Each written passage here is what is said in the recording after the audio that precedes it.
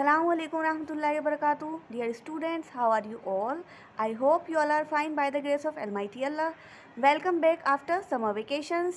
प्यारे बच्चों, जैसे कि आप सब जानते हैं, आज 27 मई से आप सभी बच्चों की फिर से ऑनलाइन स्टडी स्टार्ट हो चुकी है।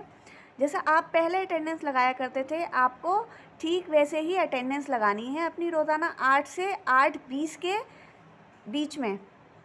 उसके बाद अगर आप अपनी अटेंडेंस देंगे तो आपकी अटेंडेंस मानी नहीं जाएगी। तो आपको अपनी अटेंडेंस सभी बच्चों को टाइम पर लगानी है, 8 से 8:30 बजे के बीच में।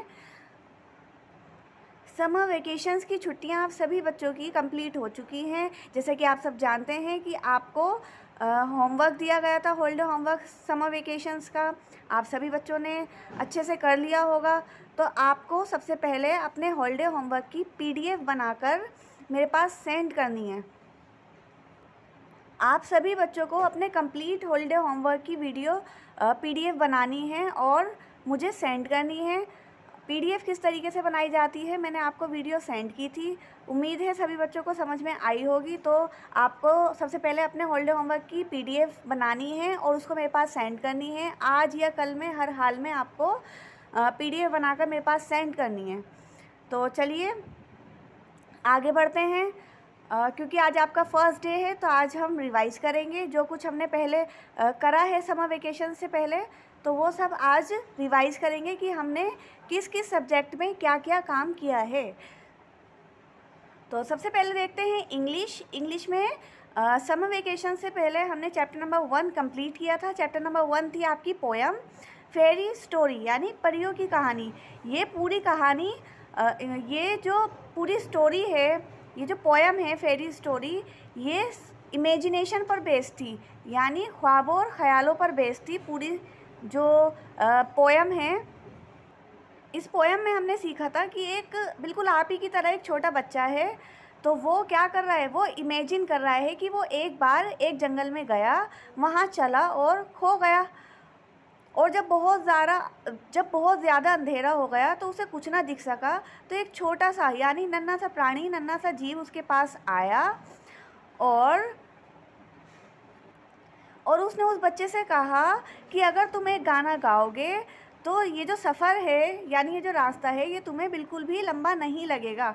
तो वो जो छोटा बच्चा था आपकी तरह, उसने कहा कि पहले मुझे अपना हाथ टाइट से पकड़ने दो, क्योंकि वहाँ पर अंधेरा बहुत था तो उसको बहुत ज़्यादा डर लग रहा था। तो उसने कहा, नन्हे प्राणी को, जो नन्हा जीव था, उसको कहा कि पहले मुझे अपना हाथ टाइट से पकड़ने दो ताकि ये जंगल मुझे डरावना ना लग सके।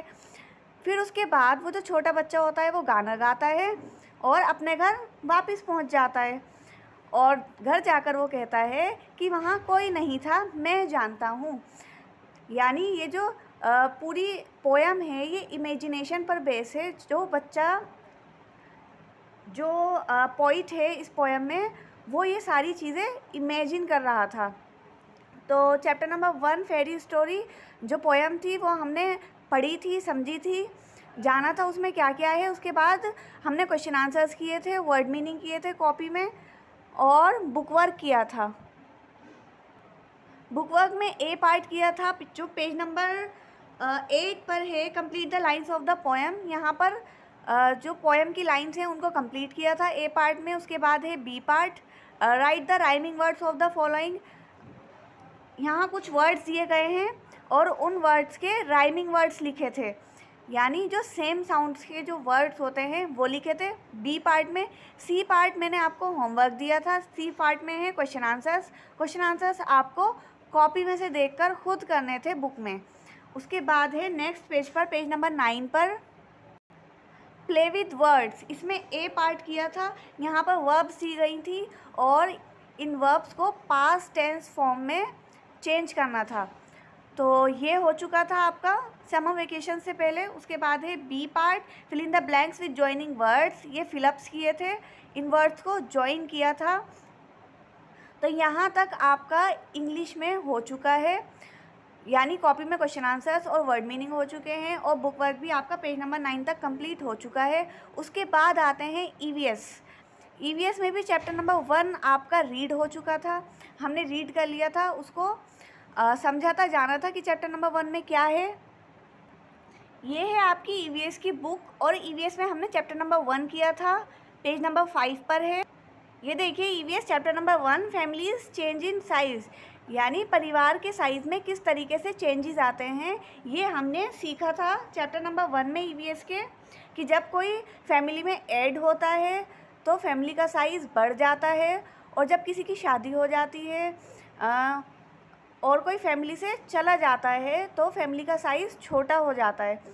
और इसमें हमने न्यूक्लियर फैमिली के बारे में और जॉइंट फैमिली के बारे में पढ़ा था कि न्यूक्लियर फैमिली कौन सी होती है और जॉइंट फैमिली कौन सी होती है।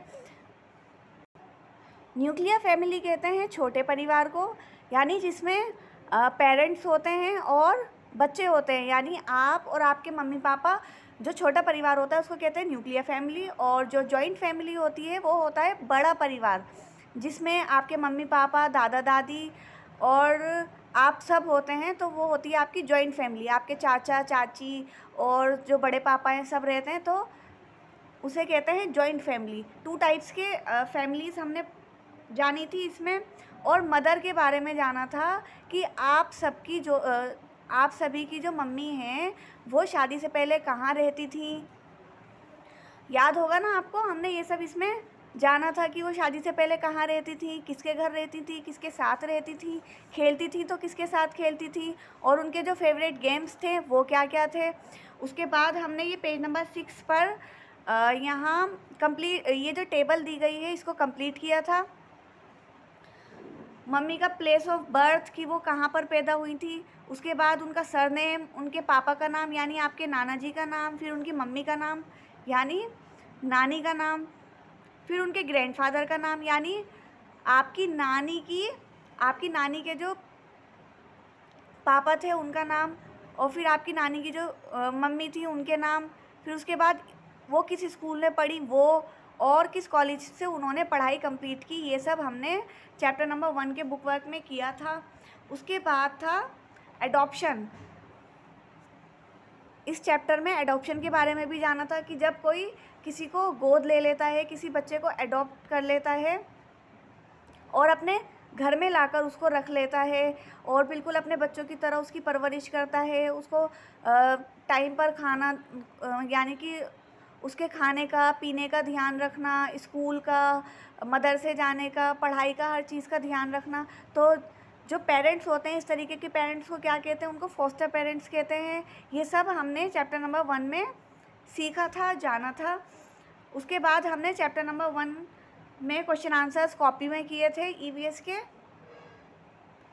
उसके बाद किया था book work, B part, fill in the blanks किए थे कि जितने भी बेबीज़ होते हैं वो अपनी मदर का ही एक पार्ट होते हैं। उसके बाद सेकंड है कि जो बेबीज़ होते हैं वो कहाँ ग्रो करते हैं, अपनी मदर के वॉम में। तो ये सब हमने इसमें जाना था चैप्टर नंबर 1 में। उसके बाद है C part, give 1 word answer, ये हमने किया था। उसके बाद डी पार्ट हमने किया था। तो इस तरीके से ईवीएस का चैप्टर नंबर 1 भी हमारा हो चुका है। उसके बाद हमने मेंटल मैथ्स की थी। मेंटल मैथ्स में हमने क्वेश्चन नंबर 1 से लेके 14 तक क्वेश्चन सॉल्व किए थे, कॉपी में भी सॉल्व किए थे और बुक में भी उनके आंसर्स लिखे थे। ड्राइंग में पेज नंबर 3 किया था।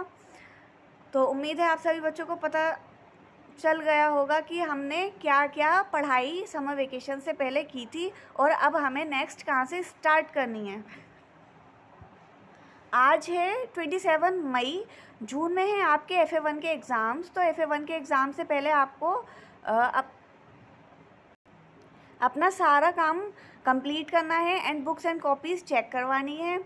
और ये जो मैंने काम अभी आपको बताया है, ड्राइंग का, ईवीएस का, इंग्लिश का, मेंटल मैथ्स का, ये सभी काम आपका अभी तक का काम है, ये आपको कंप्लीट करना है।